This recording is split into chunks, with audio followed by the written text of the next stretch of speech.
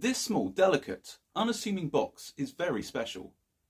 It is not every day you hold something that was held by a real-life hero and originally sent by a member of the royal family.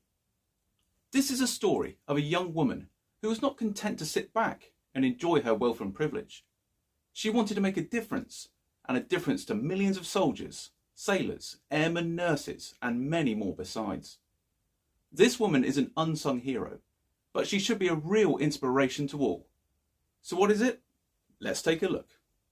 Imagine you are on the mud-covered Western Front during the First World War. Perhaps you're in the dysentery-packed trenches of Gallipoli. Maybe you're on a battleship in the North Sea, or even flying rickety biplanes above the trenches in France. Christmas is coming, and you are cold, tired, hungry, frightened, and above all, missing home. You have seen mates die, or horribly wounded.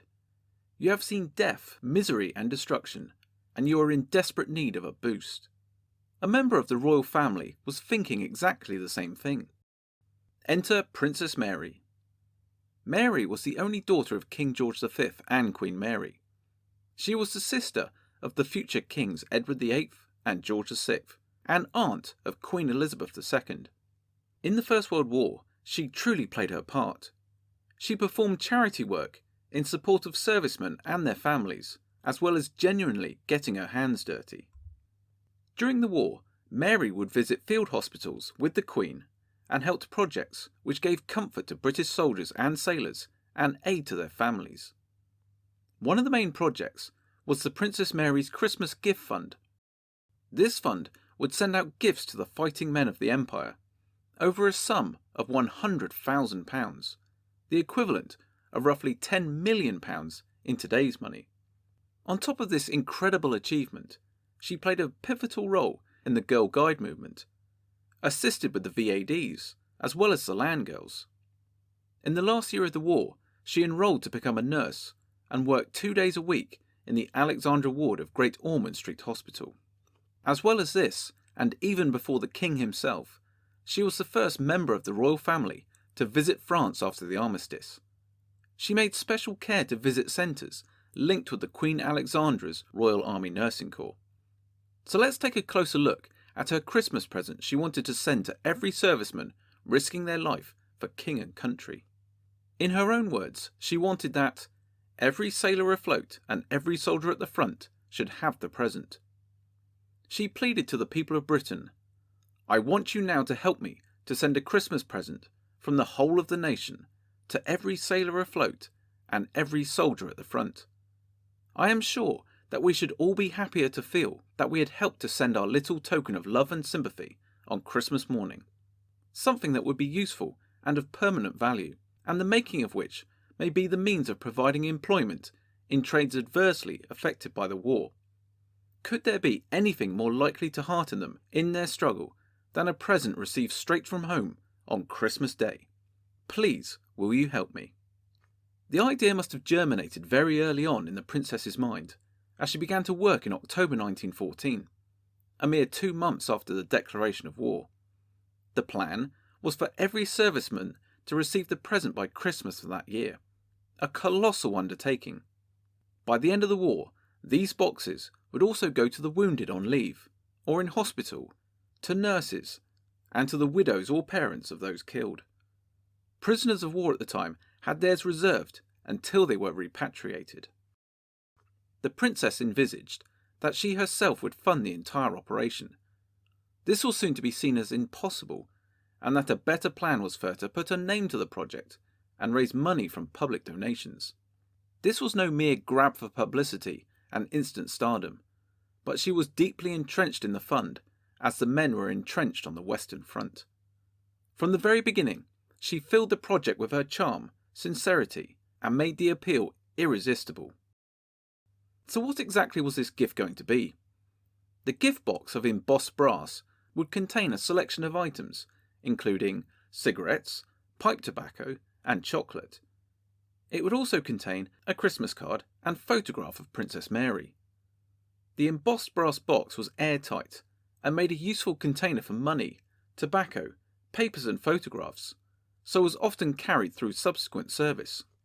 Each tin was decorated with an image of Mary and other military and imperial symbols, along with the names of the UK's then allies. The tin itself was approximately 13 centimetres long by 8 centimetres wide by 3 centimetres deep, with a hinge lid.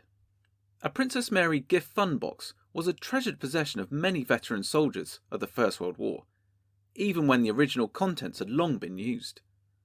A great many men carefully repacked their presents and sent them home to their wives and families.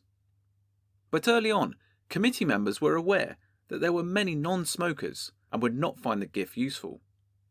Non-smokers would therefore receive a packet of acid tablets, a khaki writing case with paper, pencil and envelopes. The committee appeared very receptive to feedback and the needs and beliefs of the myriad of men who were serving in the British and Commonwealth forces. For the Gurkhas, those elite and tough as steel soldiers from Nepal, were to receive the same gifts as British troops.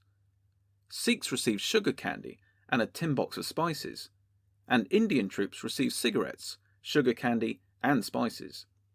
Even camp followers, such as the Beastie, received a tin box of spices and a card. Nurses who were serving at the front were to be given a box as well, a packet of chocolate and a card. As you can easily see, this gift fund was turning into a huge operation. Even by 1916, the British Army alone was numbering in the millions, let alone the Navy, the Royal Flying Corps, the Marines, nurses, and all of the other services and organisations needed to keep men in the field. So it was decided to offer various different gifts to make sure everyone received something. Items gifted were tobacco pouches, combs, pencil cases, scissors, packets of postcards, purses, lighters and shaving brushes. Sailors who should have received a lighter instead received a pencil bullet. This was presented in a silver cartridge case which had the princess's monogram on it. The pencil bullet was not actually made out of a bullet, but simply a pencil with a smoothed white metal end, which gave the impression of a bullet when it was inside the brass tube resembling a cartridge case. So how was the money raised for such a huge undertaking? And especially considering the country was at war and money was very tight. In October 1914, the Sunday Times ran an article about the splendid response already received. The Times mentioned several well-known names that had contributed, and alongside the majority of funds, which came from ordinary people, a total of £162,591 was raised. This sum was so large that it actually exceeded more than was actually necessary. The excess was, you'll be glad to hear, not pocketed by those who did not need it, but was reinvested in Queen Mary's maternity home, which had been founded by the Queen herself.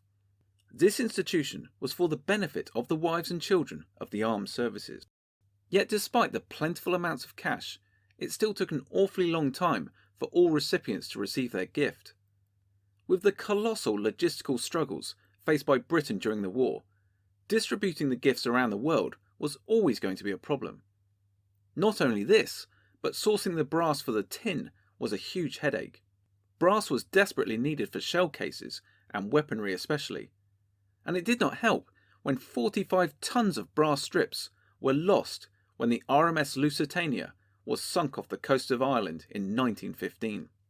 Even so, the gifts were still being distributed well after the armistice in 1918. By this time, more than 2.6 million boxes had been produced. The artwork on the top of the box include the words Imperium Britannicum, which is accompanied by a sword and scabbard. At the bottom is written Christmas 1914, which has on its sides battleships ploughing through a rough sea.